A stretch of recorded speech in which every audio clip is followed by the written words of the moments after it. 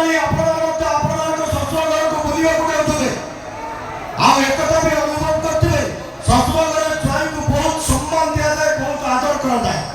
କେବେ ଭାବିଛନ୍ତି କାହିଁକି ଆଜ୍ଞା କାହିଁକି ନା ଶ୍ୱଶୁର ଘରର ପ୍ରତ୍ୟେକଟି ମେମ୍ବର ଜାଣିଛନ୍ତି ତାଙ୍କ ଘରର ଝଡ଼କୁ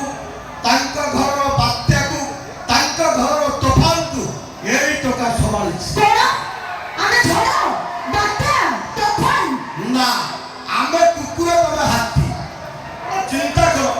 କୋଉ ହିସାବରେ କହିବ ମାନେ କୋଉ ସାହସରେ କହିବ ମାନେ ଏ କଥାଟା କହିବା ଭିତରେ ସାହସ ଅଛି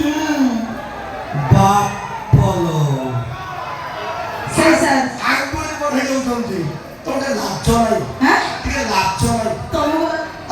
ଟିକେ ଲାଜ ମାରୁନି ଯୋଉମାନଙ୍କ ସାହସ ଏ କଥା କହିଲ ଆମେ କହିଲେ ଗୋଟେ ତାଳି ବଜେଇବେ ହଉ କହୁଛି କଣ